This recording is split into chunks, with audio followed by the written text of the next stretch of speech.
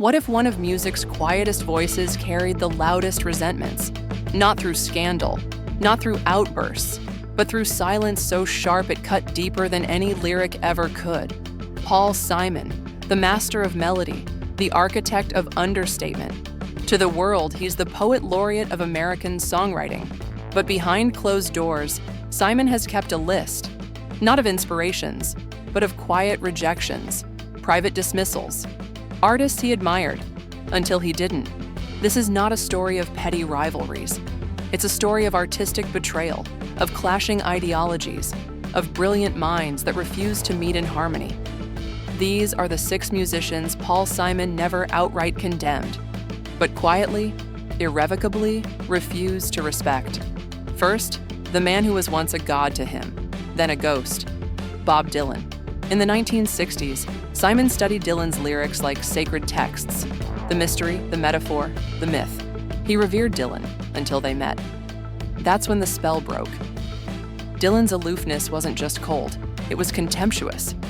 He dismissed Simon's songwriting as too clever, not to his face. Across the room, at a party, loud enough to be heard, quiet enough to wound. It wasn't just criticism, Paul later said. It was erasure. The reverence turned to rivalry. Paul mocked Dylan's nasal drawl in interviews. Dylan sneered at Simon's polish, calling his writing neat in a bad way. Their feud never exploded. It didn't need to. It simmered in subtext, in smirks, in songs not written. Simon once referred to Dylan as a shadow with a harmonica. The real heartbreak wasn't Dylan's cruelty. It was Simon's need for his approval, and the realization he'd never get it. Second, the cynic in sunglasses, Lou Reed. Where Simon was detail and melody, Reed was chaos and edge. The Velvet Underground wasn't music to Simon. It was dissonance dressed as rebellion. Where Paul crafted sonic architecture, Lou Reed sprayed graffiti across the walls.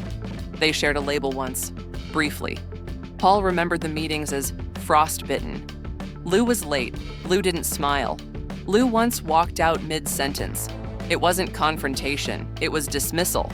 Simon hated apathy masquerading as depth. To him, Lou Reed wasn't enigmatic. He was empty by design. Lou, in turn, laughed off Paul's perfection, called his music therapy sessions. And not the good kind.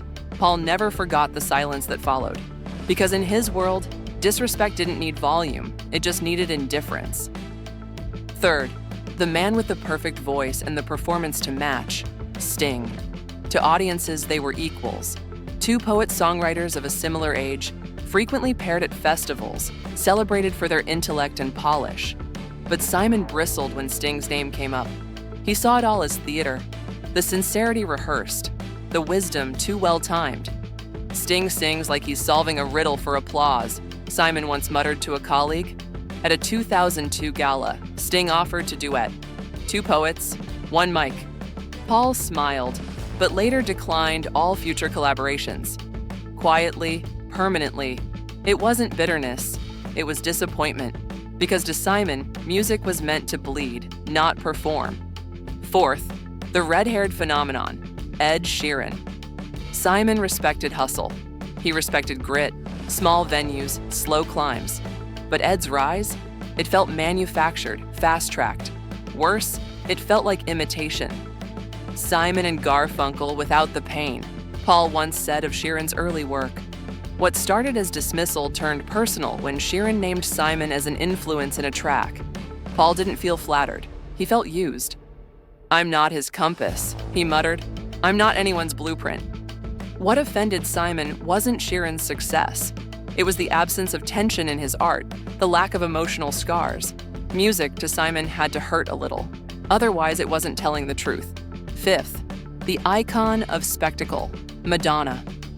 Simon never feared boldness, but he loathed manufactured rebellion. To him, Madonna didn't evolve. She marketed. She didn't break rules. She repackaged shock as branding. "She sells revolution like soda," he once said in confidence.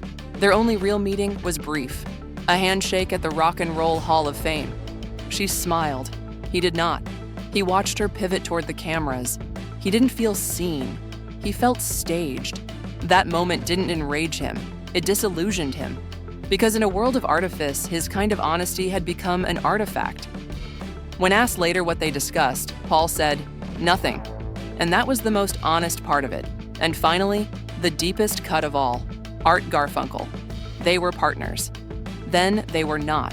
Their harmonies were cathedral-like, but behind the music was a growing silence, full of ego, bruised pride, and old wounds never stitched shut. Every reunion reminded Paul not of beauty, but of betrayal. "I loved Art like a brother," he once admitted, "and like all brothers, I hated him too." There were long gaps, empty birthdays, cold photo shoots. They'd sing, then disappear into separate cars. To Paul, Art's absence from pivotal moments in his life didn't feel like distance. It felt like abandonment. He missed the boy in the stairwell, the instinctual harmonies. But instinct dies in bitterness. And in its place, silence bloomed. Paul Simon built his legacy with melody, but he sculpted his truths in silence. The unspoken tension, the pause between verses, the breath he chose not to take. His music was polished, but his silence was sharp. Not a scream, a hum. Not a chorus of rage, but a bridge burned quietly. He never wrote songs about these names, but they echoed in what he left unsaid.